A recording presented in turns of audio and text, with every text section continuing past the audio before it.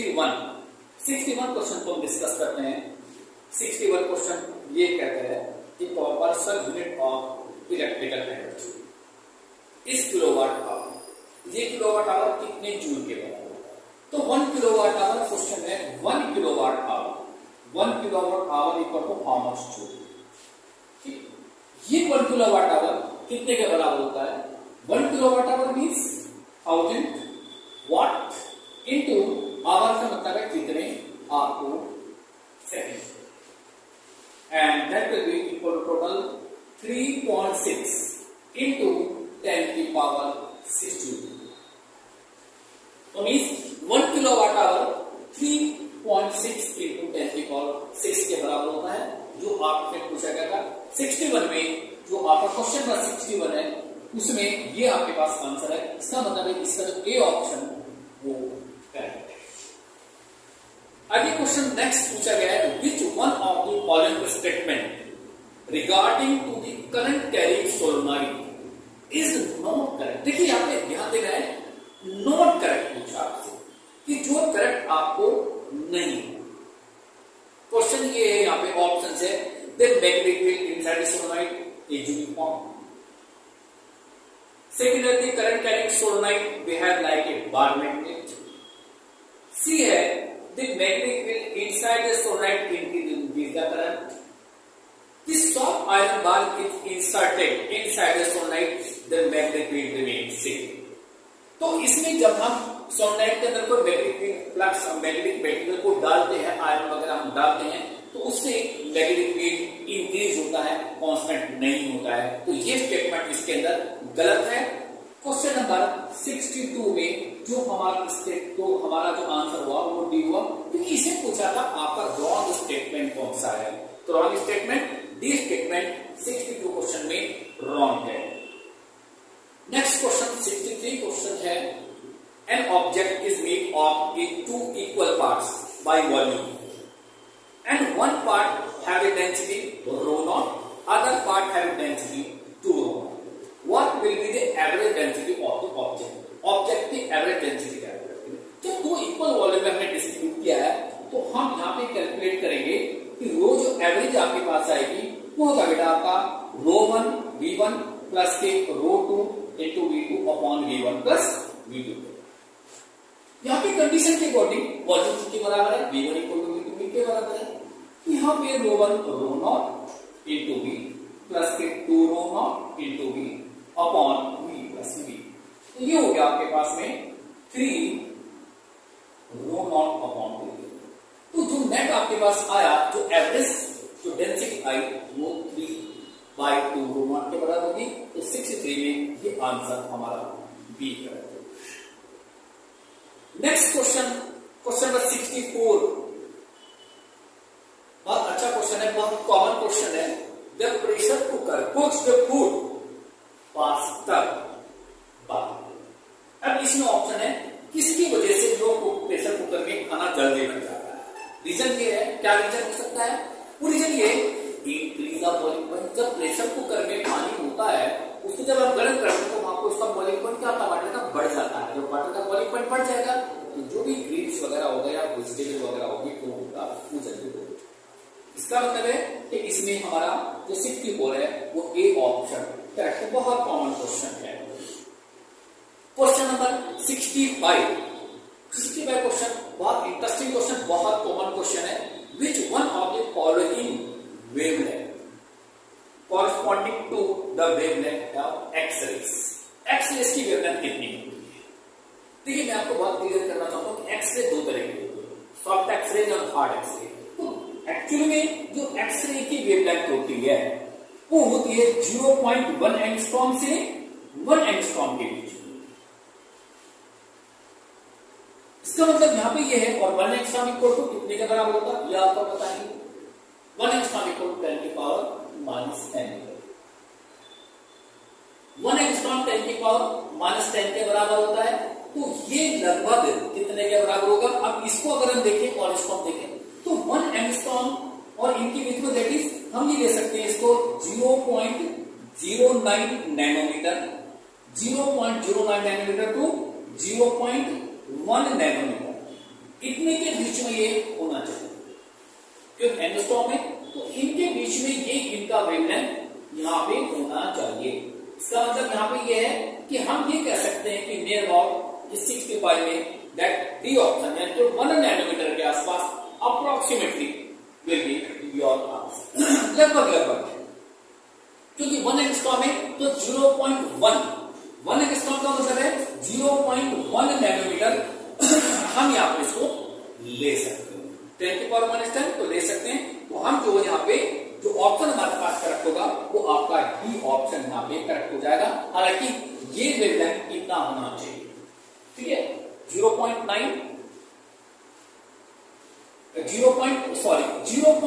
Nanometre है ना, क्योंकि आपका हो गया और इसके पास एक 0.1 से 0.1 के बीच होना चाहिए। अगर देखा जाए तो वैसे इसमें कोई ऑप्शन करेक्ट नहीं है, लेकिन that will be very close to 1 nanometre का मान सकते हैं।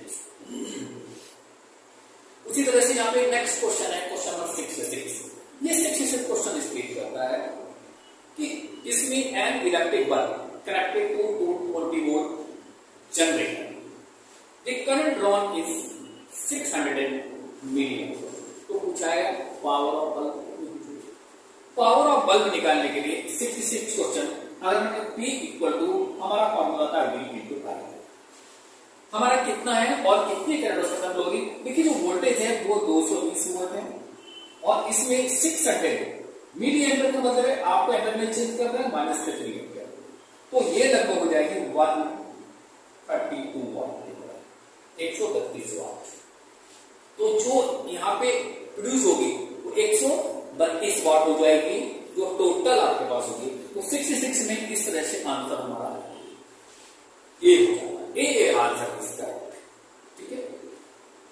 उसी में हम 60 ये क्वेश्चन नंबर 66 था, क्वेश्चन नंबर हम 67 को डिस्कस करते हैं।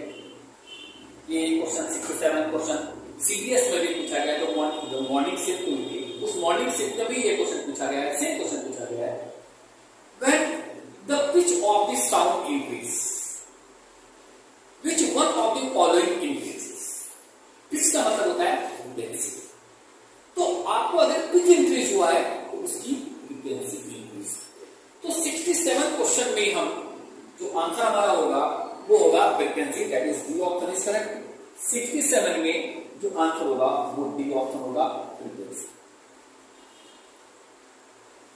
ये फ्रीक्वेंसी आपका ऑप्शन, ठीक है। उसी सीक्वेंस में हम कुछ आगे क्वेश्चन डिस्कस करेंगे। पर 68 which one of the following is the correct in the reactivity series. जो रिएक्टिविटी सीरीज है जो 10th क्लास में भी आप लोगों ने पढ़ी है, 10th क्लास के अंदर ये क्वेश्चन है 10th क्लास के लिए का, कि इसमें रिएक्टिविटी सीरीज के बेसिस पर हम इनको कैसे अरेंज कर सकते हैं। तो देखिए सबसे ज्यादा जो रिएक्टिव है इसके अंदर वो हमारा जिंक है, उसके बाद आयरन, उसके बाद लेड और सबसे कम कॉपर। रीजन है कि अगर हम जिंक और कॉपर को कंपेयर करें तो कॉपर का जो रिडक्शन पोटेंशियल है वो पॉजिटिव। कॉपर का अगर मैं रिडक्शन पोटेंशियल की बात करता हूं यहाँ पे क्वेश्चन नंबर 68 के अंदर, तो कॉपर का जो रिडक्शन पोटेंशियल है E नॉट ऑफ कॉपर की मैं अगर बात करूं तो ये हमारा प्लस के 0.3 वोल्ट होता है। मैं जिंक की बात करता हूं, E नॉट ऑफ जिंक की बात मैं जब करता हूं जिंक तो जिंक ये लगभग माइनस के 0.76। तो zinc is highly reactive comparison to copper. तो कॉपर इज लीस्ट रिएक्टिव। तो अकॉर्डिंग टू रिएक्टिविटी सीरीज हमारा 68 में जो आंसर है वो ए यहां पे करेक्ट है। A is your answer, A is your answer. उसी तरह से क्वेश्चन नंबर 69 क्वेश्चन है which one of the following metal floats in the cold water। Cold water में कौन सी मेटल फ्लोट करती है? आपको पता है कि एस ब्लॉक की मेटल जो एल्काइल मेटल होती है बहुत लाइट मेटल होती है, और आपको पता है lithium is lightest overall metals में, तो ये सबसे ज्यादा आपके पास होती है, लेकिन लिथियम नहीं है। तो एस ब्लॉक में कौन सा होगा? पोटेशियम। लिथियम, सोडियम, पोटेशियम ये सब फ्लोट करते हैं वाटर के, ठीक है। इसमें जो ऑप्शन होगा वो आपका पोटेशियम 69 में जो आंसर होगा वो पोटेशियम दैट इज 6 पोटेशियम यहाँ पे लोड करेगा। क्वेश्चन नंबर 70 की बात आप करते हैं। Which one of the following solution is not capable to conduct electricity. इनमें से कौन से सॉल्यूशन के अंदर इलेक्ट्रिसिटी पास नहीं हो सकती है? देखिए कॉपर सल्फेट आयनिक होता है कोई सॉल्यूशन के अंदर, तो ये इलेक्ट्रिसिटी को पास करेगा। सोडियम क्लोराइड होता है, अपने आयन में डिस्ट्रीब्यूट हो जाता है, Ni पॉजिटिव और Cl नेगेटिव बनाता है, इलेक्ट्रिसिटी कंडक्ट करेगा। सोडियम हाइड्रोक्साइड अपने आयन में डिस्ट्रीब्यूट हो जाएगा, Na पॉजिटिव OH नेगेटिव हो जाएगा, इलेक्ट्रिसिटी कंडक्ट करेगा। शुगर ये एक्चुअली कोवलेंट कंपाउंड है, कोवलेंट कंपाउंड वाटर में सॉल्युबल नहीं होते, आयन में डिस्ट्रीब्यूट नहीं होते, इसलिए इसके अंदर इलेक्ट्रिसिटी पास नहीं हो सकती है। तो 70 में हमारा सी ऑप्शन यहाँ पे करेक्ट है। शुगर के अंदर जो शुगर है उस शुगर के अंदर इलेक्ट्रिसिटी पास नहीं हो सकती। 71 हम क्वेश्चन डिस्कस करेंगे कि यहाँ पे ये बहुत इंटरेस्टिंग क्वेश्चन है। देखिए to the help deep sea divers break they carry cylinder of oxygen. ठीक है, जो समुद्र में गोताखोर होते हैं वो जो सिलेंडर अपने पीठ पर ले जाते हैं उसमें ऑक्सीजन के साथ में कौन सी गैस मिक्स होती है? कौन सी गैस मिक्स होती है? देखिए वैसे यहाँ पे दो ऑप्शन हो सकते हैं, नाइट्रोजन मिक्स होती है और हीलियम मिक्स होती है। नाइट्रोजन चूंकि इनरिएक्टिव कंपाउंड नहीं बना सकते हैं तो नाइट्रोजन की परसेंटेज हीलियम से ज्यादा होती है ना। तो हमारे यहाँ पे देखिए दो आंसर बैठते हैं। अगर आपको देखा जाए तो यहाँ पे हीलियम भी ठीक है और नाइट्रोजन भी ठीक है, लेकिन अब हम यहाँ पे एक चूज करना है तो जिसकी ज्यादा परसेंटेज होती है हम उसका प्रेफरेंस देंगे। ठीक है, तो इसमें हमारा nitrogen is very close answer, हालांकि इसमें आंसर सी, लेकिन but helium also be use, इसमें हीलियम भी यूज होती है, इसलिए यहाँ पे हम बी ऑप्शन भी कर सकते हैं, बी ऑप्शन भी। लेकिन अगर हम बी और सी में देखें ओवरऑल वेटेज तो हम सी को सी। ठीक है, यहाँ पर बोनस मार्क्स हो सकते हैं। नेक्स्ट क्वेश्चन की बात करते हैं, question number 72। Which one of the following compound undergoes the thermal decomposition. गर्म करने पे कौन सा कंपाउंड यहाँ पे टूट जाता है? तो देखिए बहुत सीधी सी बात है, केमिकल प्रॉपर्टी के अंदर सिल्वर ऑक्साइड और जिंक ऑक्साइड ये दो कंपाउंड इस तरह के हैं, ये गर्म करने पर आपका डिसोसिएट हो जाते हैं, डिसोसिएट हो जाते हैं। तो इसीलिए 72 में जो आंसर होगा वो हमारा बी आंसर। उसके बाद यहाँ पे क्वेश्चन नंबर 73 को हम डिस्कस करते हैं। देखिए the transfer of electrical signal by the nerve cell in the human body is enabled by. कौन से आपके पास देखिए ब्रेन में जो सिग्नल भेजता है वो कौन कौन से एलिमेंट, कौन कौन से कंपाउंड रिस्पॉन्सिबल होते हैं? तो देखिए उसके अंदर दो ही एलिमेंट है, ये हमने जनरल बताया गया है कि हमें सोडियम और पोटेशियम प्रॉपर अमाउंट में यूज करना चाहिए, क्योंकि ये दो एलिमेंट ऐसे हैं जो कि हमारे सिग्नल को ब्रेन तक भेजते हैं या हमारे बॉडी के मैसेज को ब्रेन तक भेजते हैं। तो option is sodium and potassium. तो 73 में आंसर डी आपका यहाँ पे करेक्ट ऑप्शन हो जाएगा, जिसमें कि आपका होगा सोडियम एंड पोटेशियम। दो आपके पास ये एक एलिमेंटल स्टेट में होते हैं, ये आप हमारी बॉडी के अंदर जो किसी भी वहां पे भेज सकते हैं। Next question 74। देखिए 74 है, सिल्वर आर्टिकल गेट ट्रांसेट in the air due to formation.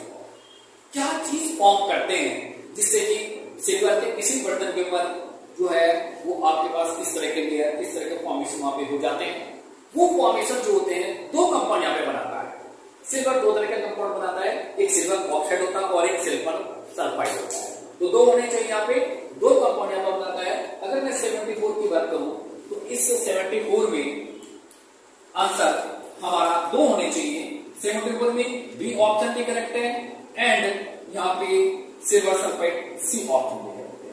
दोनों ऑप्शन करेक्ट है, दोनों के कंपाउंड की वजह से इस तरह की चीजें वहां पे आती है।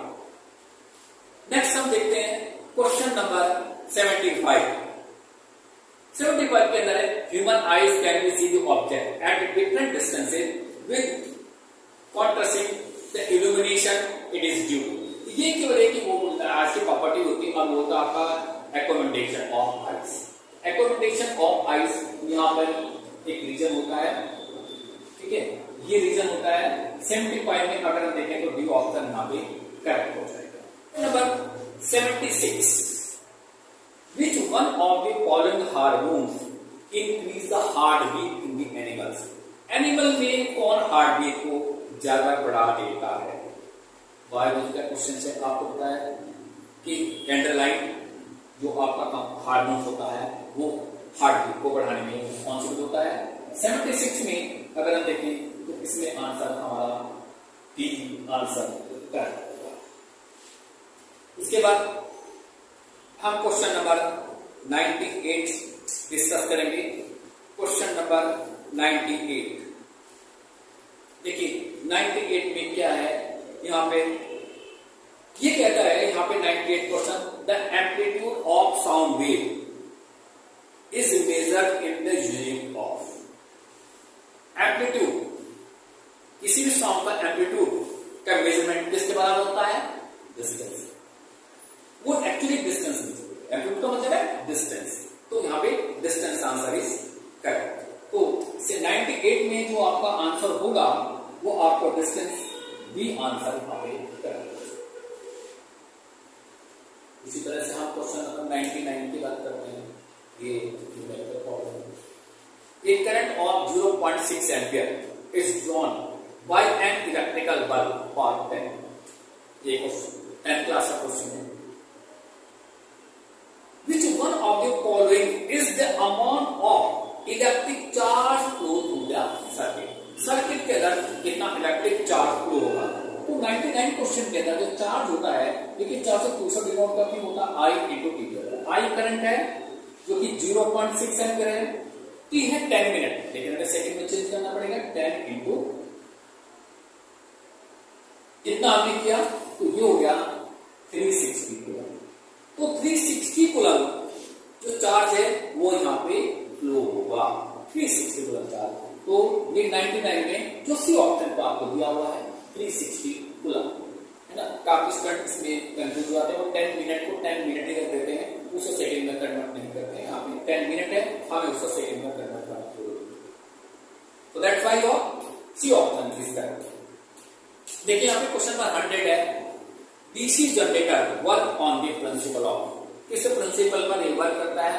ये करता है Faraday law of electromagnetic induction. Faraday law of electromagnetic induction पे ये वर्क करता है. क्वेश्चन नंबर सी क्यूटिकल है, ये सी इसमें आंसर करेक्ट हो जाएगा. Faraday law of electromagnetic induction पे ये वर्क करता है. क्वेश्चन नंबर 101, बहुत ही सिंपल क्वेश्चन पूछा गया है. The presence of magnetic field can be determined using which one of the following instrument. किस इंस्ट्रूमेंट की हेल्प से हम मैग्नेटिक फील्ड मेजर कर सकते हैं, मैग्नेटिक फील्ड का पता कर सकते हैं कि मैग्नेटिक प्रेजेंस है या नहीं? ऑप्शन है एमीटर, एमीटर से हम करंट मेजर करते हैं तो ये नहीं हो सकता है. वोल्टमीटर नहीं है, वोल्टेज मेजर करते हैं. Magnetic needle, yes, magnetic needle से हम मैग्नेटिक फील्ड को हम पता कर सकते हैं. इसलिए 101 में जो आंसर हुआ वो सी ऑप्शन यहाँ पे करेक्ट होगा. सी मैग्नेटिक नीडल योर आंसर. इसके बाद में यहाँ पे क्वेश्चन नंबर 102. देखिए क्वेश्चन नंबर 102 की हम बात करेंगे. Which one of the following statement about the speed and velocity are correct. Speed और वेलोसिटी के बारे में आपको बताना है. ये क्वेश्चन डायरेक्ट पूछा गया है. तो स्पीड और केवल वेक्टर और स्केलर के बाद पूछा गया है. तो देखिए जो स्पीड होता है वही scalar quantity, it is a scalar quantity, जबकि वेलोसिटी वेक्टर क्वांटिटी. तो यहाँ पे speed is scalar quantity while velocity is vector quantity. इस क्वेश्चन में आपका डी ऑप्शन करेक्ट होता है. 102 में डी, क्योंकि स्पीड स्केलर है और वेलोसिटी एक वेक्टर क्वांटिटी है. क्वेश्चन नंबर 103, क्योंकि आजकल बहुत कॉमन है, अभी कॉमनवेल्थ गेम हुए उसमें चीज होती है, बहुत कॉमन सी बात है कि ब्रॉन्ज इज अलॉयड ऑफ. कि ब्रॉन्ज, जैसे ब्रॉन्ज मेडल होता है ना, तो ब्रॉन्ज मेटल में हमें क्या मिलता है, क्या क्या चीज कलर होती है? तो ब्रॉन्ज के अंदर कॉपर और टिन होता है. ब्रॉन्ज के अंदर कॉपर और टिन होता है. तो आपका ब्रॉन्ज के बारे में पूछा गया बेटा। ब्रॉन्ज जो कॉम्बिनेशन होता है बेटा CO plus SN, copper plus SN का होता है ब्रॉन्ज, और इसीलिए इसमें कॉपर और ब्रॉन्ज ये बी में दिया हुआ है, तो इसीलिए इसका जो करेक्ट ऑप्शन होगा वो आपका बी होगा। नेक्स्ट हम बात करते हैं क्वेश्चन नंबर 104 की। Which one of the following salt does not possess water or crystallization?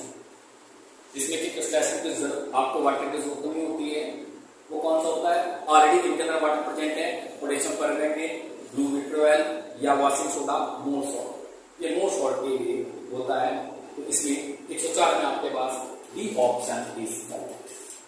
104 में डी ऑप्शन आपका करेक्ट है। 105 क्वेश्चन की बात करते हैं। देखिए, bee sting have an acid this cause pain and irritation and this acid release, जो एसिड यूज्ड एसिड पाथ। ये क्वेश्चन सीरियस मॉर्निंग शिफ्ट में पूछा गया था, उसमें लिखा मॉर्निंग एनडी में भी आया है। तो सीधी सी बात है कि वो तो एसिड होता है, मैं आपको बहुत क्लियर कर देता हूं। जैसे हनी बी है, ये हनी बी अगर आपको डंक मार दिया तो आपको बहुत जलन दी, बॉडी बहुत जलन दी, तो हनी बी कौन सा एसिड छोड़ती बॉडी के अंदर? होता है मेथेनोइक एसिड, जिसको कॉमन फॉर्मिक एसिड भी हम कहते हैं। तो इसलिए 105 में जो आंसर होगा वो होगा D methanoic acid. Methanoic acid ये हनी बी या और भी इस तरह के इंसेक्ट वो हमारी बॉडी के अंदर इंजेक्ट करते हैं, जिससे कि रेडिएशन वगैरह या बॉडी होती है। तो 6 क्वेश्चन की हम बात करेंगे। क्वेश्चन नंबर 106, देखिए, liquid vegetable oil are converted into solid migraine. Clear नहीं लिखा हुआ, क्या लिखा हुआ इसमें कुछ गड़बड़ आ रहा है। बाय यूजिंग कि किससे हम वेजिटेबल ऑयल को हम माइग्रेन के अंदर हम कन्वर्ट कर सकते हैं? तो सीधी सी प्रोसेस होता है हाइड्रोजन गैस। हाइड्रोजन गैस से हम लिक्विड आपको वेजिटेबल ऑयल को हम सॉलिड में कन्वर्ट कर सकते हैं, और इस प्रोसेस को बोलते हैं हम, आपको बताइए बहुत, ठीक है, जिससे कि हम वेजिटेबल ऑयल से घी बनाते हैं, hydrogenation. That process is known as hydrogenation. तो इसमें हाइड्रोजन गैस हम यूज करते हैं, हाइड्रोजन गैस यूज करते हैं। That is your A option. A option are correct here. A option correct है। A option is correct here. A option यहाँ पे करेक्ट होगा 106 के अंदर। 107 क्वेश्चन के अंदर देखें, question 107, the number of structural isomers of pentane. Pentane के कितने स्ट्रक्चरल आइसोमर पॉसिबल हो सकते हैं? पेंटेन 107। देखिए बेटा, पेंटेन के बारे में C5H2, इसे कितने आइसोमर्स पॉसिबल हो सकते हैं? तो बेटा यहाँ पे इसके पॉसिबल आइसोमर्स, जो पॉसिबल आइसोमर्स हो सकते हैं वो आपके 3 हो सकते हैं, एक चेन वाला और एक डबल चेन। एक नॉर्मल पेंटेन और एक इसमें एक ब्रांच होगी और एक 2 ब्रांच होगी। तो 3 यहाँ पे पॉसिबल है। 107 में हमारा आंसर दिया, 3 आइसोमर्स यहाँ पे पॉसिबल है 107। उसी तरह से हम क्वेश्चन नंबर 108 की बात करेंगे। देखिए, यहां पे जब वोल्केनो में एक्सप्लोजन होता है तो उसमें काफी कुछ निकलता है, लावा निकलता है, कस वगैरह होती है, बहुत सारी चीज निकलती है। तो लिखा हुआ है vapour of sulphur escaping from the volcano often form a crust on the rocks. This process involved in the example of, ये इसका एग्जाम्पल आपका है, ये एग्जाम्पल होता है इवोपोरेशन। ये स्लो प्रोसेस, धीरे धीरे गैस बाहर निकल के, तो that process is known as evaporation. जो गैस आपके पास में सल्फर स्केपिंग आउट होती है, तो ये इस आपका इवोपोरेशन की वजह से होती है। That process is evaporation. Dry ice जो 109 क्वेश्चन है, dry ice is used on a performing space to produce the mass in air. The process is involve in the example of, ये आपको पता है सब्लिमेशन एग्जांपल होता है, ठीक है, दैट सॉलिड फ्लूइड है वो डायरेक्ट सब्लिमेट हो जाता है। ठीक है, तो सब्लिमेशन इज योर एग्जांपल 109 में सब्लिमेशन ए ऑप्शन यहां पे। अब 110 क्वेश्चन की बात करते हैं। Question number 110 C4H8। C4H8 जो किस होमोलॉगस सीरीज को बिलोंग करता है? ये एल्कीन का एग्जांपल है, क्योंकि ये 110 में एल्कीन, ये एक एल्कीन है, क्योंकि एल्कीन का जनरल फॉर्मूला होता है CnH2n, और यहाँ पे आपको दिया है C4H8। तो ये क्या है? एल्कीन है। एन को अगर आप को रखते हैं यहाँ पे तो एक फॉर्मूला बनता है, तो it is an alkene. Alkene अगर है यहाँ पे तो यहाँ पे बी ऑप्शन करेक्ट है। एल्कीन 110 में ये है।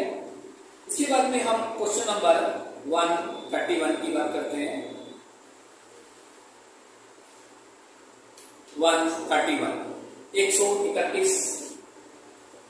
131 की बात करेंगे। देखिए यहाँ पे two convex lenses having the focal length of 50 cm and 25 cm respectively, and these two lenses are placed into the contact, then the net power of the combination will be net power। तो पहली चीज हमें यहाँ पे देखना, lens कौन सा है? कॉन्वेक्स है, दोनों की फोकल लेंथ पॉजिटिव होगी। तो हम यहाँ पे पहले नेट निकालेंगे कि नेट फोकल लेंथ कितनी होगी? 1/f equal to 1/f1 plus के। पहले की फोकल लेंथ 50 सेंटीमीटर चुकी पॉजिटिव की है, कॉन्वेक्स है। दूसरे की आर की 25 है, ये भी पॉजिटिव है। इसको सॉल्व किया 50 2, तो आपके पास 3/50 आपके पास हुआ। तो यहाँ पे जो f की वैल्यू होगी, f इक्वल टू 50/3 सेंटीमीटर होगी। लेकिन पावर निकालनी है बेटा 100/f के बराबर होती है, क्योंकि पॉजिटिव आएगा 100/f की वैल्यू 50 × 3 ऊपर पहुंच जाएगा बेटा, तो प्लस के 6 डायोप्टर है, क्योंकि जो पावर का यूज होता है वो डायोप्टर होता है। तो यहाँ पे +6 डायोप्टर आपका होगा। तो इसका मतलब है कि जो आंसर आपका होगा, जो आंसर जो करेक्ट होगा वो आपका बी करेक्ट होगा, +6। Question number 132 132 question which one of the following terms are not correct पूछा गया यहाँ पे about the electrical power in a circuit. Electrical power के लिए तो देखो बेटा, इलेक्ट्रिकल पावर का जो फॉर्मूला आपके पास में है question number 132, P equal to V into I के बराबर होता है, या आपके पास V स्क्वायर इंटू R के बराबर होता है, या I स्क्वायर इंटू R के बराबर। ये फॉर्मूला पावर के लिए होता है। तो इसका मतलब है कि इसमें जो पूछा नॉट करेक्ट, तो P इक्वल टू जो आपका V स्क्वायर, ये I स्क्वायर अपॉन R है, ये I स्क्वायर अपॉन R है, ये जो फॉर्मूला है ये आपका फॉर्मूला गलत है। तो 132 में जो गलत पूछा है उसने वो बी ऑप्शन है। B option is your wrong answer, ये रॉन्ग है। उसी तरह से क्वेश्चन नंबर 133 में पूछा गया है कि refraction index of the crown glass is 3/2 if the speed of light in the air is c, then speed of light in the ground glass। आपको बताएगा 133 जो रिफ्रैक्शन इंडेक्स होता है होता है c/v, ratio of velocity of light in the air to the medium. अब हमें यहाँ पे v कैलकुलेट करना है। म्यू दे रखा है रिफ्रैक्शन इंडेक्स वो 3/2 का होता है। c आपको पता है, v हमें निकालना है। यहाँ से हमें v हुआ वो हुआ 2/3 ऑफ c। तो वेलोसिटी क्राउन ग्लास के अंदर वो हो जाएगी 2/3 ऑफ v, जो कि सी ऑप्शन यहाँ पे करेक्ट है। अब इसी तरह से हम यहाँ पे क्वेश्चन नंबर 134 की बात करते हैं। देखिए, if the volume of the seed packet is 1 litre and mass is 800। देखिए बहुत v आपका जो 134 में जो वॉल्यूम है वो आपका 1 लीटर है और मास है हमारा वो 800 है। तो हम यहाँ पे डेंसिटी कैलकुलेट करते हैं। डेंसिटी D इक्वल टू ये होता है बेटा मास अपॉन वॉल्यूम। मास 800 ग्राम, वॉल्यूम 1 लीटर का मतलब 1000 ml, तो 0.8 ग्राम पर सीसी डेंसिटी उसकी। अब इस लिक्विड को आपने डाला है दो चीजें, एक तो वाटर में डाला है, वाटर की डेंसिटी, रो वाटर की डेंसिटी, ये 1 है, और अलग एक लिक्विड की डेंसिटी बी जो है वो लिक्विड की डेंसिटी है वो आपकी है 1.5। तो दोनों की डेंसिटी, इसकी डेंसिटी से आपके पास इसकी डेंसिटी मीन्स जो आपका डाला है उसकी डेंसिटी कम है इससे, तो ये क्या करेगा, दोनों में फ्लोट करेगा। तो दोनों में ये फ्लोट करेगा, तो 134 में आंसर आपका एक है। Packet A will be float in the both the water and liquid, तो दोनों के अंदर ये फ्लोट करेगा। ठीक है, क्वेश्चन नंबर 135 की हम बात करेंगे। 135 देखिए, 135 क्वेश्चन सिंपल पेंडुलम का है। इसमें कैसे simple pendulum having a ball of mass and length L, time period is T. If the mass of ball doubled and length of the string half, then what will be effect on time period? Time period में क्या effect होगा? ये question number 135। तो देखिए 135 question में देखेंगे, हमें formula मालूम है T equal to 2 pi under root L upon 0। तो देखिए सिंपल पेंडुलम का टाइम पीरियड मास पर डिपेंड नहीं करता है, डिपेंड करता है केवल लेंथ के ऊपर। अब इसकी लेंथ को आपने क्या किया है, लेंथ को आपने हाफ किया है, लेंथ को आधी कर दिया है पहले से। केस नंबर 1 ये हुआ, 2 भी अगर मैं T1 मानता हूं तो T इक्वल टू 2 पाई, ये होगा आधा इसका, तो ये होगा आपका 2G अंडर रूट के, तो मेन इज ये बराबर P बाई अंडर रूट। ठीक है, तो जो न्यू टाइम पीरियड हो जाएगा वो P बाई अंडर रूट के बराबर हो जाएगा। इट मीन दैट जो आपका बी ऑप्शन है इस क्वेश्चन के अंदर वो आपका करेक्ट है। उसी सीक्वेंस में हम क्वेश्चन नंबर 136 चलते हैं। देखिए, in which one of the following device the light energy is converted into the electrical energy. इसको लाइट एनर्जी को इलेक्ट्रिकल एनर्जी में कन्वर्ट करते हैं, वो ऐसा कौन सा है? तो वो एक सोलर सेल है, ये आपको पता है कि सोलर सेल ही ऐसा होता है जो कि आपको लाइट एनर्जी को इलेक्ट्रिकल एनर्जी में कन्वर्ट करता है। तो सोलर सेल आपका 136 में आपका आंसर सोलर सेल सी आपका। 45 क्वेश्चन जो कि हमारी साइंस से देखते हैं। 145 हम क्वेश्चंस देखते हैं। 145 देखिए, ये भी बहुत सिंपल है। देखिए, आपका sonar is a device that is used to measure the distance of under water object by a stick. Which one of the following type of the wave does it use for this purpose? किस purpose की, मतलब कौन सी wave आप use करते हैं? तो सीधी सी बात है बेटा, अल्ट्रासोनिक वेव हम इसमें यूज करें। सोनार में अल्ट्रासोनिक वेव यूज की जाती है, तो इसका सी ऑप्शन यहाँ पे करेक्ट होता है। 146 की हम बात करते हैं यहाँ पे। 146 है, which one of the following state about the speed of sound wave is not correct। Speed of sound wave के लिए जो करेक्ट नहीं है वो ये देखिए, speed of sound wave in the speed is higher than that of the water. बिल्कुल ठीक है। Speed of sound wave in the air decrease with the temperature, नहीं ये गलत है।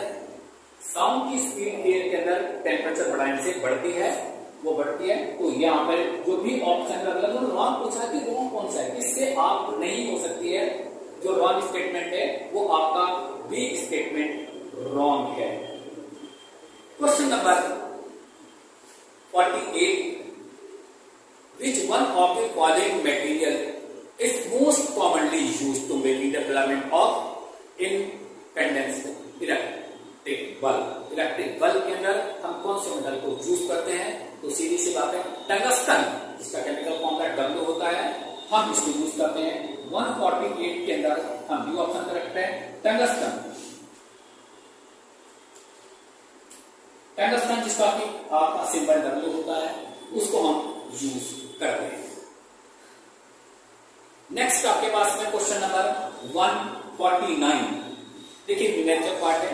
A bullet of mass 10 gram is ordered to be fired with a velocity of 300 meter per second. The pistol of mass 1, what is the recoil velocity of the pistol? जब pistol से bullet को fire करते हैं तो bullet का momentum forward होता है, तो बुलेट का तो गंदा तो या पिस्टल का वो बैक होता है। नेट मोमेंटम, ये आपके पास कंजर्वेशन ऑफ मोमेंटम हम यूज करेंगे।